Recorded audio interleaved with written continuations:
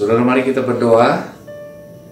Bapa, dalam nama Yesus, kami mengucap syukur atas kebaikan-Mu. Kami masih diberi kesempatan waktu untuk beribadah kepada Tuhan. Itulah sebabnya pagi hari ini kami memuji, menyembah, meninggikan nama Tuhan dengan segenap hati, segenap jiwa, dan segenap kekuatan. Terima kasih Tuhan Yesus, terima kasih. Pagi hari ini Tuhan, kami mutabiskan ibadah yang indah, meriah, dan penuh kuasa ini dalam penyertaan pimpinan Roh Kudus-Mu, di dalam nama Bapa, Anak, dan Roh Kudus, dalam nama Tuhan Yesus. Haleluya. Amin. Shalom Bapak Ibu yang dikasihi Tuhan. Haleluya. Kita Tuhan yang dahsyat. Dia berkuasa di atas segalanya. Kita anak-anaknya, kita dikasihi olehnya. Mari kita sembah Dia, karena Dia layak ditinggikan. Allah yang dahsyat, Allah yang luar biasa. Dia raja di atas segala raja. Terpujilah namanya. Haleluya, haleluya. Bagi anak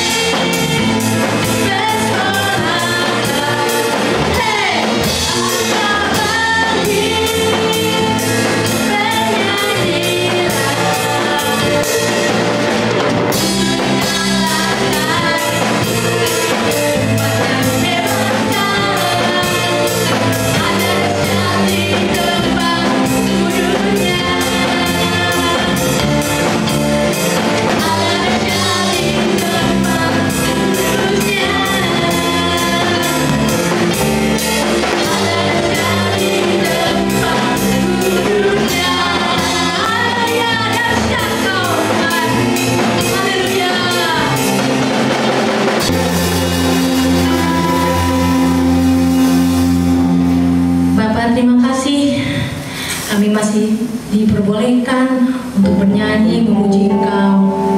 Sekarang tiba saatnya kami mau menundukkan diri di bawah kaki-Mu Tuhan. Berbicara pada kami, apa yang menjadi isi hati-Mu.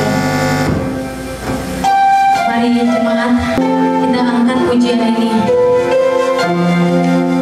Kita angkat suara kasih pada Tuhan kita. Karena Allah kita Allah yang sebesar setianya, Allah yang maha kuasa, Dia selalu setia bagi kami. Sungguh besar setiamu,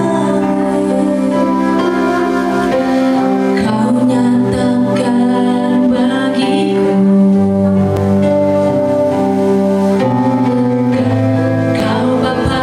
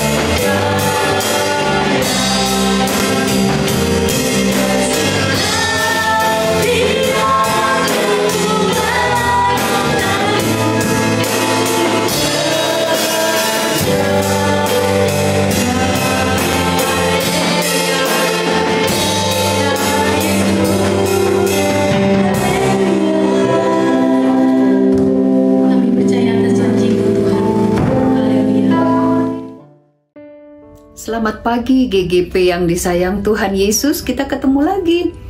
Kita berdoa bersama-sama ya. Mari taruh tangan kita di dada, katakan firman Tuhan mengajar saya. Firman Tuhan menyatakan kesalahan saya. Firman Tuhan memperbaiki kelakuan saya. Firman Tuhan mendidik saya dalam kebenaran. Amin. Puji Tuhan, Bapak Ibu yang disayang Tuhan Yesus, disiplin rohani itu banyak ya. Baca Alkitab, puasa, meditasi, bukan meditasi yoga, tapi maksudnya merenungkan firman ya, lalu beribadah, saat teduh. Dan hari ini kita akan bicara mengenai salah satu disiplin rohani yang penting, yaitu doa ya. Semua disiplin rohani ini dibutuhkan untuk pertumbuhan rohani, tapi hari ini kita bahas mengenai doa saja.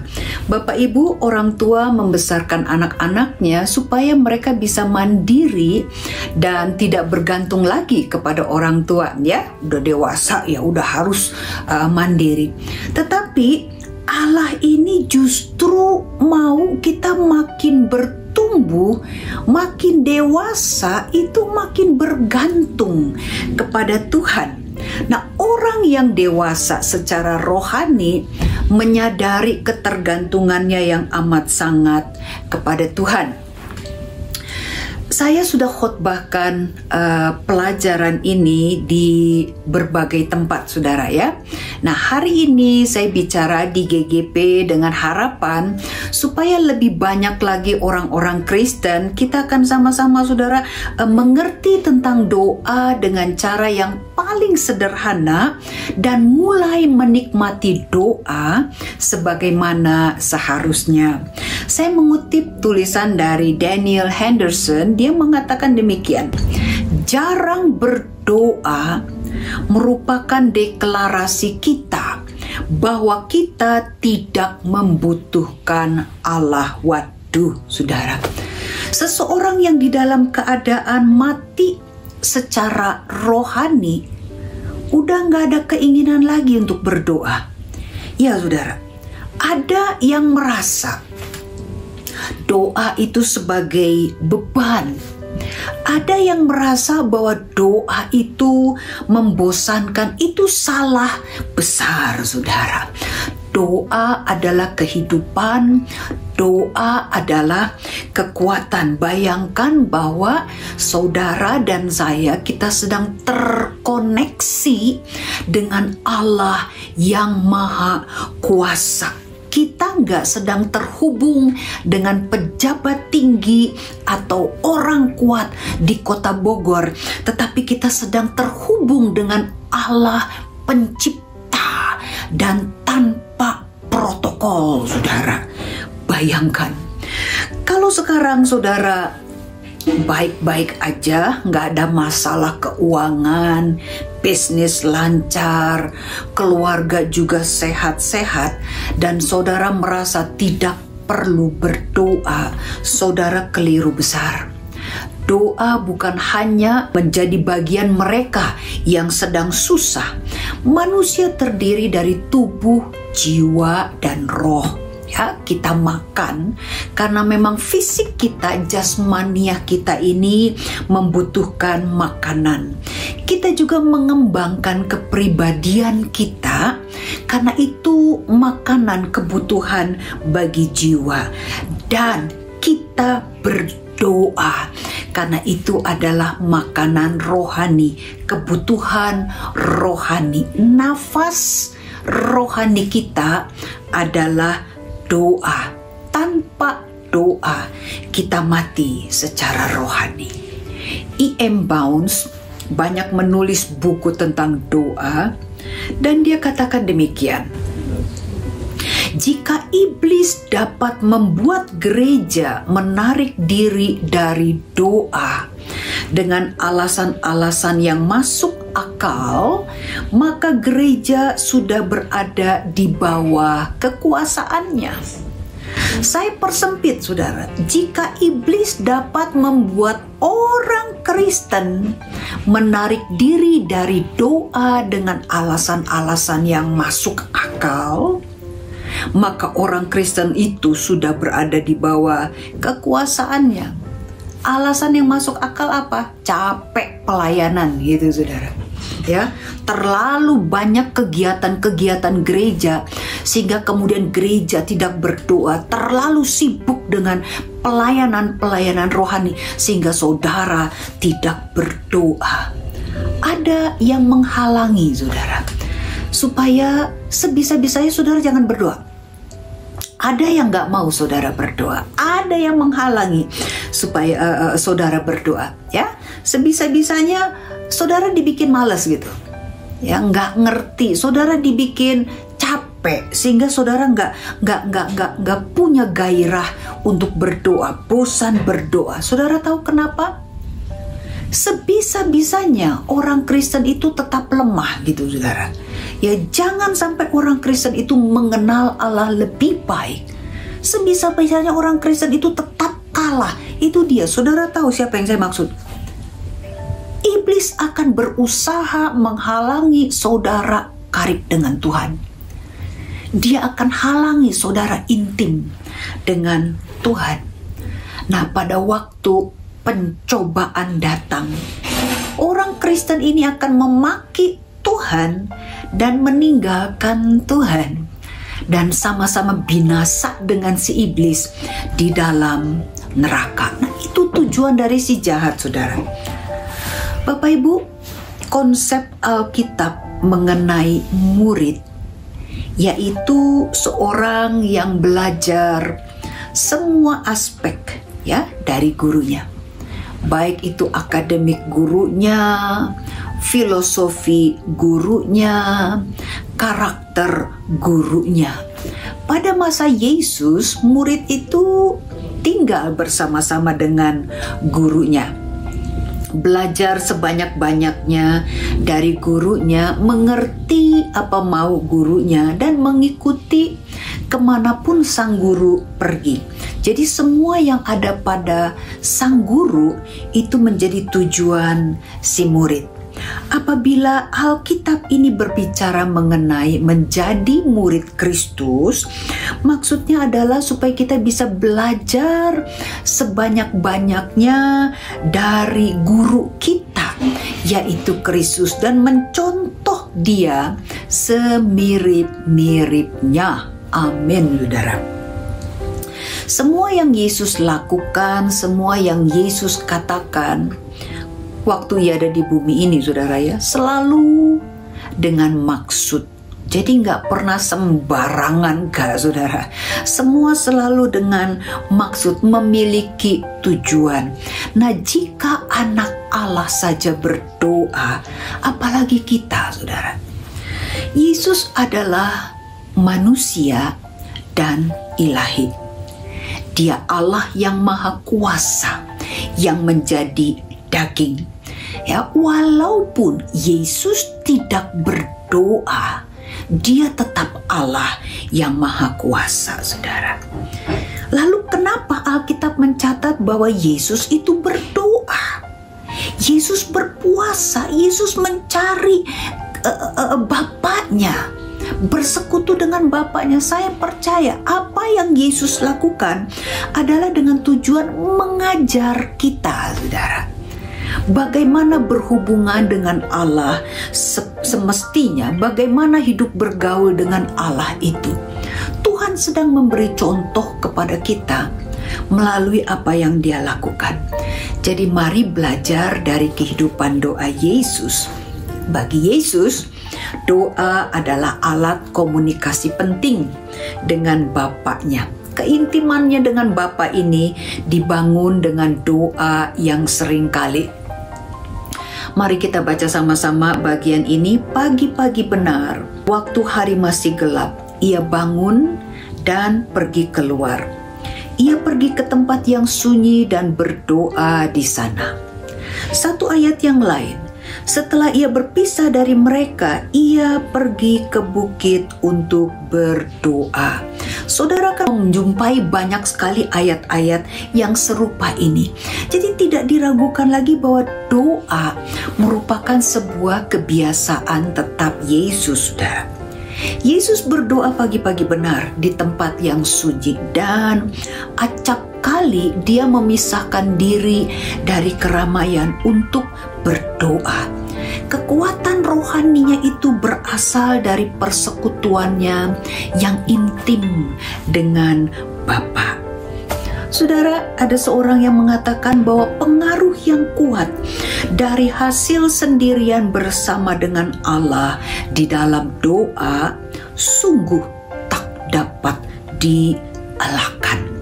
Sekali lagi, doa menghubungkan kita dengan Allah yang Maha Kuasa, dengan sumber itu, saudara. Dulu, ya, berapa tahun yang lalu yang lewat, ada sekelompok orang yang tinggal di rumah saya. Mereka berasal dari beberapa pulau di Sumatera ini, dan mereka lagi ada konferensi lah di Batam, ya. Jadi untuk jadwal kapal itu mereka datang lebih awal daripada jadwal konferensi. Pulangnya pun demikian. Itu sebabnya mereka tinggal di rumah saya, saudara. Nah, ada beberapa ibu pada waktu itu masuk ke ruang belakang. Ruang belakang itu adalah tempat anjing-anjing saya tinggal. Saya punya 3 ekor anjing, saudara, ya. Lalu ibu-ibu ini, 2 orang ibu ini bercakap-cakap, di sekeliling mereka ini anjing gitu, ya. Tenang aja gitu. Lalu kemudian mereka jemur pakaian di atas, melewatin tempat anjing ini, terus mereka turun lagi dengan selamat.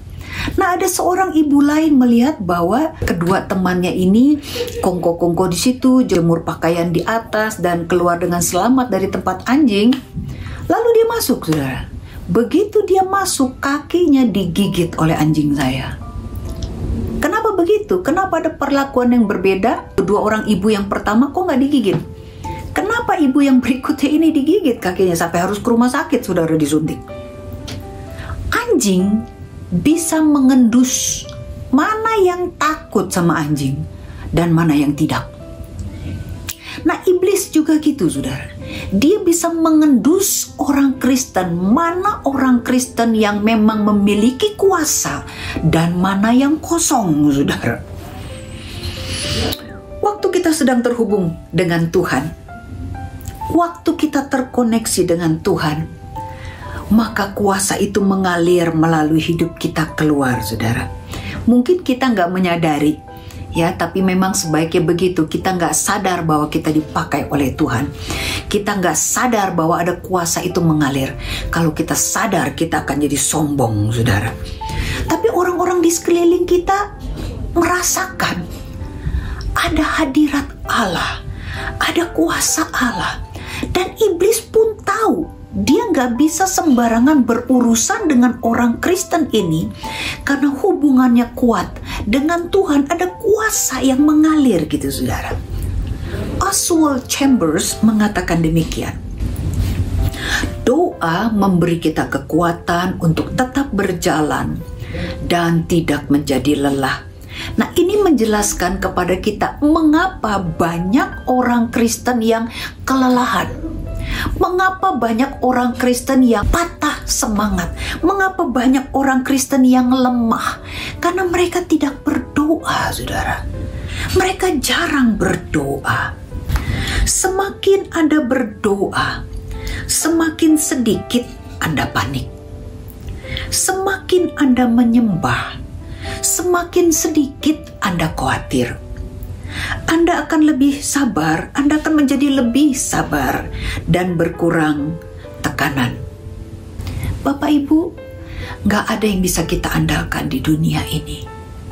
Ya, kalaupun hari ini saudara bekerja di perusahaan yang kuat, saudara, apapun bisa terjadi dengan perusahaan itu. Gak ada yang bisa kita andalkan kecuali Allah.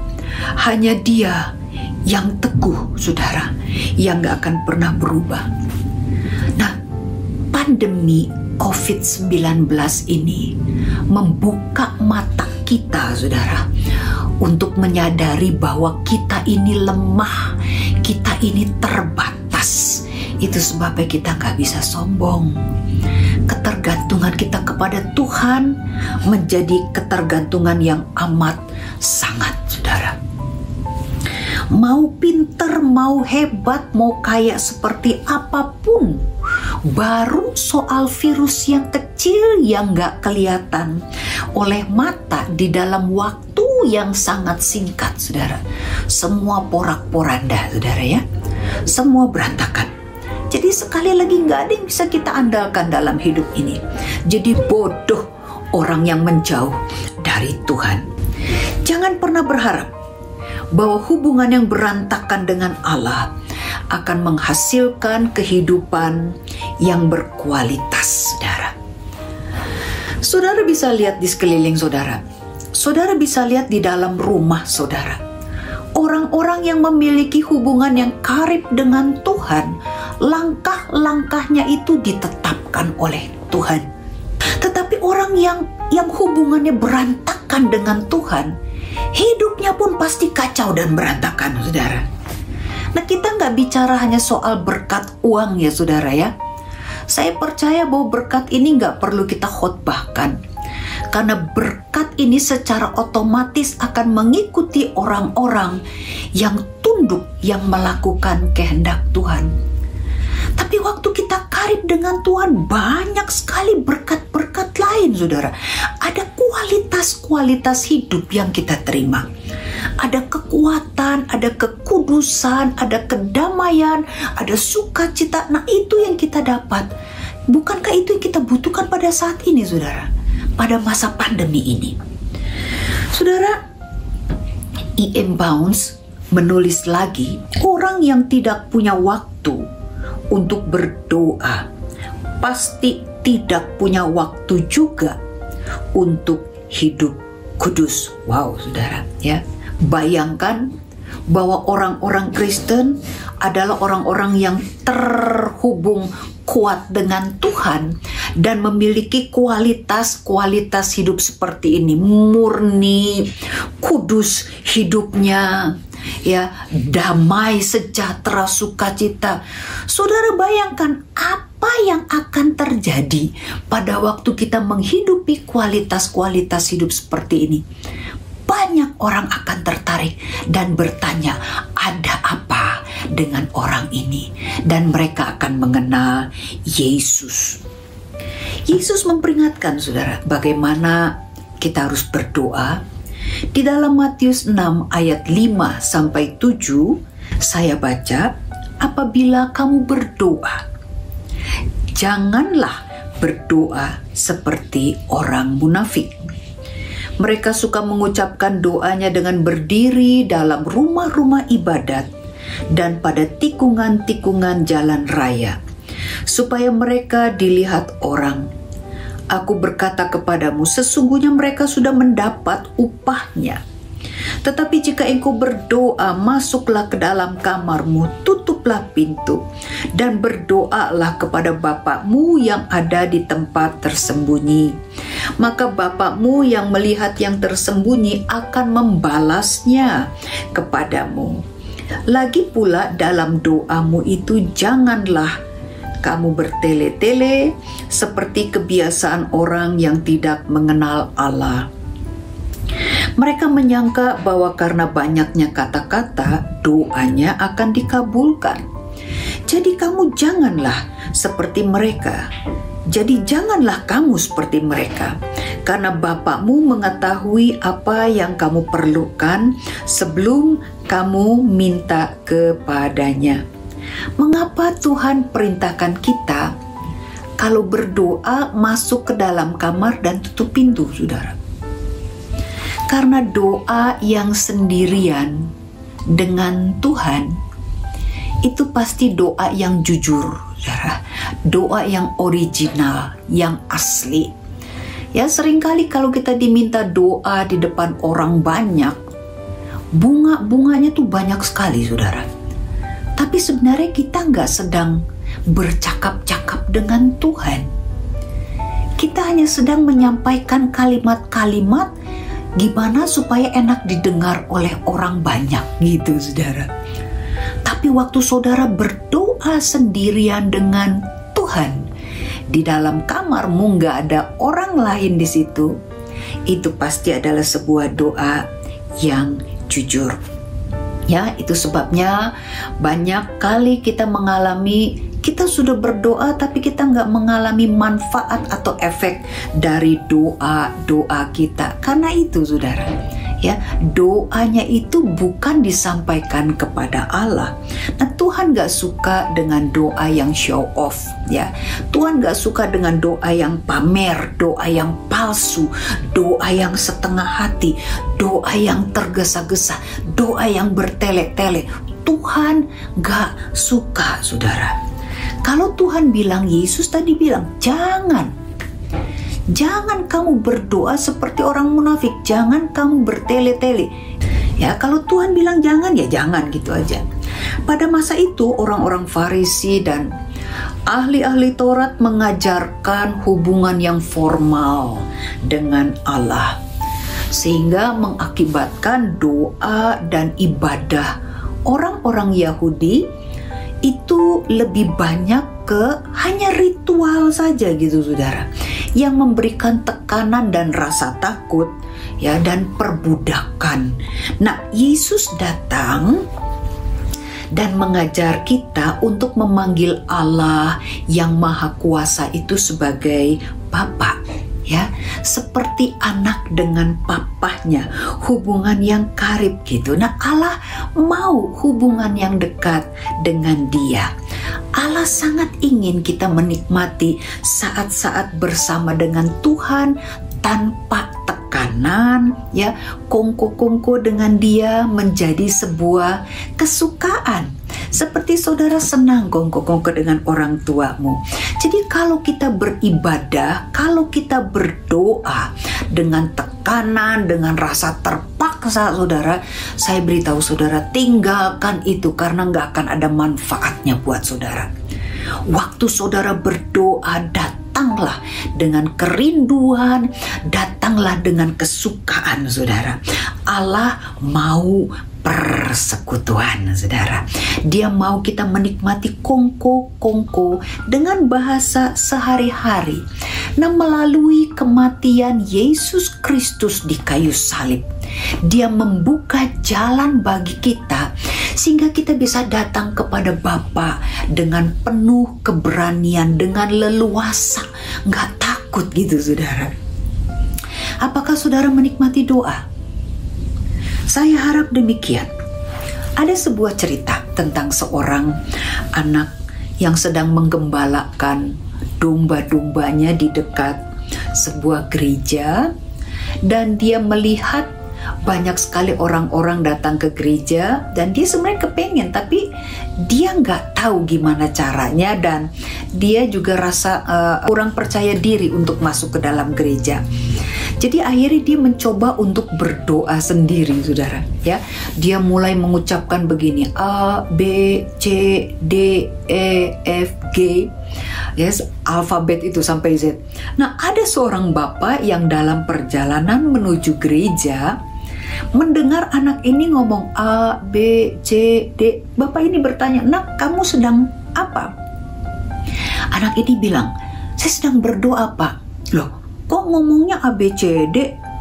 Anak ini bilang, "Saya nggak tahu gimana cara berdoa, jadi saya cuma ngomong aja A, B, C, D, E, biar Tuhan yang atur kata-katanya," saudara. Biar Tuhan yang atur kata-katanya. Saudara pernah ngalami kesulitan untuk berdoa gitu, saudara? Nggak tahu harus mengucapkan apa. Ceritain aja semuanya sama Tuhan, apa yang ada di dalam hatimu dengan bahasamu sendiri, karena Allah mengerti. Ya, apa yang engkau mau ceritakan, keluh kesah di dalam hatimu, ceritain aja dalam bahasa saudara sendiri, karena Allah mengerti. Di dalam doa memang lebih baik punya hati tanpa kata-kata daripada punya kata-kata tetapi tanpa hati. Ya, saya mendengar kisah ini udah lama saudara ya, dari saudara saya.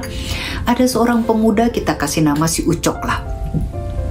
Jadi si Ucok ini bekerja di kota dan setiap bulan pasti dia akan kirim untuk orang tuanya. Ini anak yang baik ya. Lalu suatu ketika Ucok ini di PHK. Ya, dan dia terima uang pesangon cukup besar. Nah, sebagian besarnya itu dia kirim ke kampung halaman dengan pesan kepada mamanya, "Mak, doakan aku sekarang sudah memble." Gitu saudara. Ya, sang mama di kampung halaman itu terima pesan dari si anak dengan uang yang banyak. "Mak, doakan aku sekarang aku sudah memble." Mama ini senang luar biasa. Sejak hari itu dia doakan, "Tuhan, berkatilah anakku supaya semakin memble." Terus-terusan didoakan itu saudara. Nah, pada tahun baru ya, si anak ini kemudian pulang kampung dan mama ini menyambut kedatangan si anak ini dengan mengundang tetangga-tetangganya mengadakan persekutuan doa, saudara. Ya, judul dari persekutuan doa itu adalah pengucapan syukur karena Ucok sudah memble, gitu saudara. Nah, si Ucok pulang ke kampung, dia kaget. Loh, ini mama apa-apaan, lalu didoakan sungguh-sungguh, berkati anakku supaya makin memble Tuhan. Gitu. Jadi dia bingung. Nah, selesai tamu-tamu ini pulang, kemudian Ucok ini bertanya kepada mamanya dan mamanya itu jelaskan. Jadi rupanya waktu Ucok terima uang pesangon dan memberikan sebagian kepada mamanya itu, mamanya berpikir bahwa memble itu adalah sebuah kata yang bagus. Ya, itu adalah promosi karena waktu dia bilang memble ini kirimannya banyak gitu saudara. Itu sebabnya mama berdoa supaya Ucok ini semakin memble. Tapi Tuhan mengerti bahasa hati saudara. Mama salah berdoa, betul. Tapi Tuhan ngerti apa maksud dari mama. Setelah Ucok ini di PHK, gak lama kemudian dia mendapat kerja di sebuah perusahaan dengan gaji yang lebih baik. Saudara, Allah mengerti. Yesus memulai harinya dengan doa. Bagaimana saudara memulai hari saudara? Saya akan tutup dengan tulisan dari Thomas Watson. Ya, dia menasehati kita.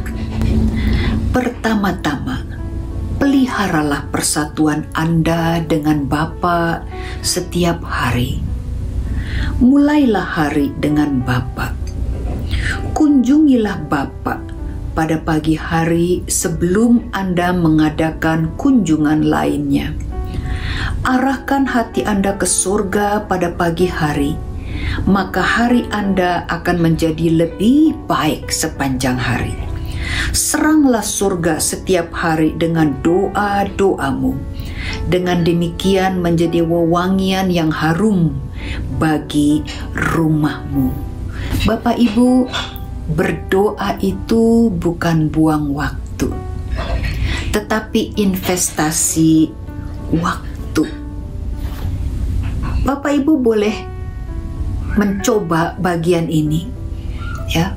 Waktu engkau dalam kesibukan hari itu, engkau memulainya dengan doa, maka Bapak Ibu lihat bahwa tugas-tugas kesibukan sepanjang hari ini selesai dengan baik. Dibandingkan waktu Bapak Ibu bilang hari ini saya sangat sibuk dan saudara nggak berdoa, sisa sepanjang hari akan berantakan saudara. Jadi betapapun sibuknya saudara, mulailah hari dengan Tuhan terlebih dahulu. Entah gimana caranya, tapi Tuhan pasti akan berkati hari itu bisa selesai dengan baik. Bapak Ibu, Tuhan berkati Bapak Ibu. Mari kita akan berdoa. Terima kasih Tuhan, setiap kali kami memanggil nama-Mu, kami tahu kami sedang terhubung dengan Allah yang Maha Kuasa, Allah yang besar. Dan ini adalah kehormatan bagi kami, Tuhan. Kalau Engkau yang besar itu mau berhubungan dengan kami, menerima kami apa adanya. Hamba berdoa, Tuhan, Engkau yang menolong jemaat GGP, supaya kami semua hidup kuat di dalam doa, hidup di dalam ketergantungan yang penuh kepada Tuhan, menjadi jemaat-jemaat yang kuat, jemaat-jemaat yang penuh damai sejahtera sukacita, walaupun di tengah-tengah tantangan, di tengah-tengah kebutuhan, di tengah-tengah pandemi ini yang belum jelas. Tuhan, Engkau buat jemaat GGP menjadi jemaat yang kuat, menjadi orang yang teguh hatinya, karena kami senantiasa terhubung dengan Tuhan. Kami percaya Engkau adalah sumber kekuatan kami, Tuhan. Engkau adalah sumber berkat kami. Daripada mula segala sesuatu, dan Engkaulah Tuhan yang kami andalkan. Kami percaya kepadamu bahwa apa yang menjadi kebutuhan kami, pergumulan kami, Tuhan akan menyediakannya. Tuhan, kami berdoa, hamba berdoa untuk mereka yang mengalami kesulitan, mereka yang terhalang untuk berdoa. Ku berdoa, Tuhan, mengusir pekerjaan kuasa-kuasa kegelapan, roh-roh jahat yang mengganggu, yang menguasai. Aku usir di dalam nama Tuhan Yesus Kristus. Bukakan mata jemaat-Mu, Tuhan. Bukakan mata anak-anak-Mu, Tuhan, untuk melihat kebutuhan mereka akan Engkau, ya Tuhan. Terima kasih, Tuhan. Kami percaya kepadamu. Engkau yang meneguhkan hati kami. Engkau yang memenuhi hati kami, Tuhan, dengan damai sejahtera sukacita. Kami mengucap syukur untuk hari ini. Terpujilah nama-Mu selama-lamanya, ya Tuhan. Gak ada yang seperti Engkau. Kami mengasihi Tuhan. Kami mengucap syukur. Terima kasih, Tuhan. Engkau baik bagi kami. Demi nama Tuhan Yesus Kristus, Allah dan Juru Selamat yang hidup, kami berdoa mengucap syukur. Haleluya. Amin. Puji Tuhan. Tuhan berkati Bapak Ibu. Haleluya.